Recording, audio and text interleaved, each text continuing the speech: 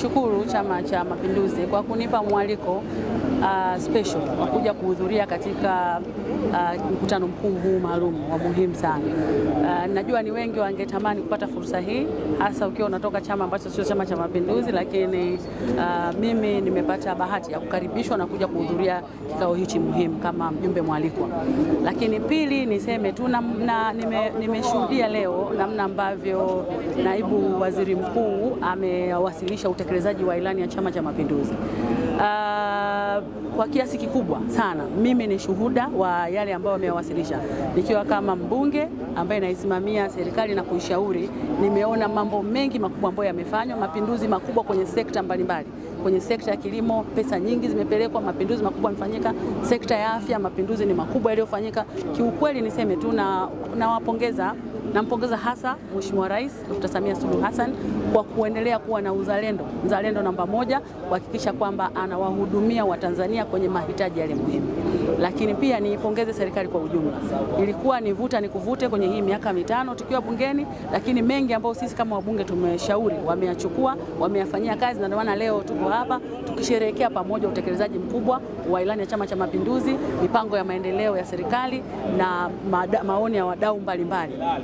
Na kuelekea uchaguzi huu wa 2025, mimi nasema sijaona kasoro ambayo kubwa ambayo haivumiliki. Mambo mengi yanaendelea kurekebishwa kutokana na muda, lakini naamini kwamba nia ipo, uwezo upo na watendaji wazuri wapo kwa ajili ya kuhakikisha kwamba tunawatumikia wananchi na kazi inaendelea. CCM inakwenda kuzindua ilani yake mpya kwa mwaka 2025 hadi 2030 cha miaka mitano. Maeneo yapi hasa ambayo natamani yaweze kugusa katika maeneo ambayo unatoka wewe, kwa maana ya mkoa wa Shinyanga kwa ujumla?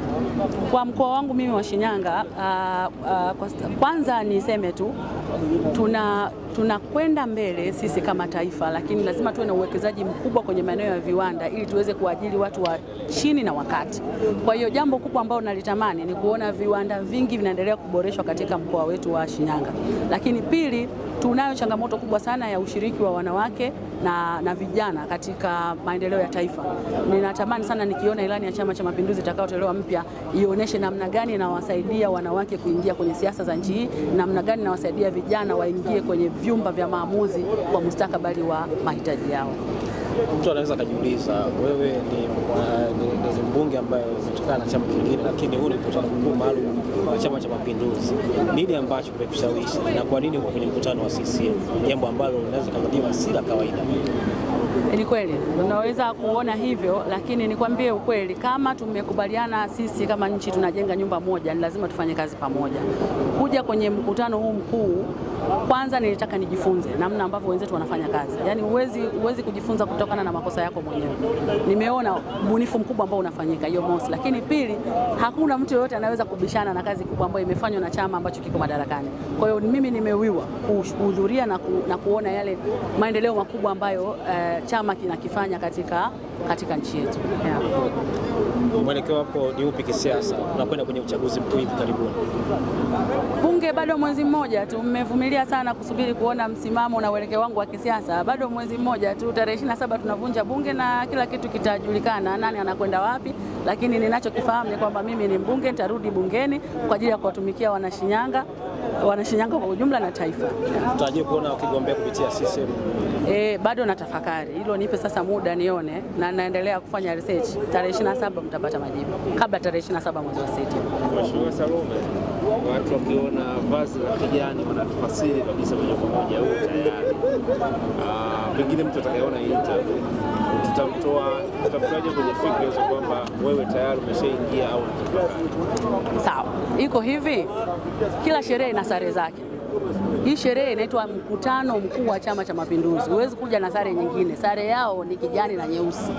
Kwa hiyo hii ni sare ya mkutano. Yaani huwezi, unanielewa sijui. Harusi yako ukishasema tuvae nyekundu na black rafiki, hatuwezi kuja tumevaa rangi tofauti. Kwa hiyo kwanza ya siasa ni imani na ni falsafa.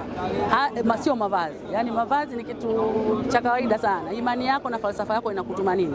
Mimi nimekaa bungeni miaka 10. Watu wengi wanaonifuatilia wanajua falsafa ya Salome ni nini. Taifa langu kwanza, uzalendo kwanza, maslahi ya umma kwanza. Hiyo ndo falsafa yangu. Kwa hiyo kama mtu ataamua kutafsiri mavazi na sio falsafa, yani hiyo sasa ni maamuzi yake. Swali la kawaida kabisa, bunge limekuwa jukwaa la kuwasemea wananchi. Kuna watu wengine wanaona kama sio sehemu ya kwenda sasa, hasa kwenye ile swala la kutokwenda kushiriki kwenye uchaguzi. Nadhani kuwasemea nje ya bunge ni sahihi kuliko kuwasemea ndani ya bunge, hasa wale nafasi ya bunge. Kwenye katiba yetu ya Jamhuri ya Muungano wa Tanzania ziko platforms, majukwaa mbalimbali ambayo yana uwakilisho wa wananchi, kuanzia ngazi ya chini kabisa ya matawi na nini mpaka taifa. Bunge ni chombo kikuu cha kutunga sheria. Bunge ndio chombo kikuu cha kushauri serikali. Bunge ndio chombo kikuu cha kuisimamia serikali. Hakuna chombo kingine chochote chenye mamlaka ya hivyo. Unaweza kutumia platform nyingine, kwa mfano mikutano ya hadhara, lakini huwezi kusimamia serikali kwenye mkutano wa hadhara, huwezi kutunga sheria kwenye mkutano wa hadhara. Na wasi wananchi washiriki uchaguzi, tukagombee, tupate uwakilishi ulio sawa unaozingatia jinsia, ili tuweze kushauri, kuisimamia na kutunga sheria kwa ajili ya taifa letu. Rais anazungumzia vijana, lakini pia vijana ndio tunategemea wakiingia sehemu ya maamuzi wanaweza kufanya jambo sahihi. Kwa sasa tunaona bunge ambalo tunatarajia wabunge ambao tunatarajia kupata hasa mwezi wa 10, hii namba ya vijana ibaki pale pale au natamani vijana kuwe na namba gani kule bunge? Mimi nikiwa kama makamu mwenyekiti wa wabunge vijana bungeni, yani hilo swali nitalijibu kwa upendeleo kabisa. Natamani kuona vijana wengi wanashiriki uchaguzi kwenye ngazi zote na wanaingia kwenye vyombo vya maamuzi, ili wanasema nothing about us without us. Yani hatutaki tuongelewe kama hatupo, sababu tupo tunaweza kuongelea, tunajua matatizo yetu. Natamani kuona vijana wanashiriki zaidi kwenye chaguzi, natamani kuona vijana wanafanya maamuzi ya kwao yanayowahusu wao. Kwa hiyo mimi nawatia moyo, inawezekana kabisa tukashiriki uchaguzi, tukagombea na tukashinda. Asante sana.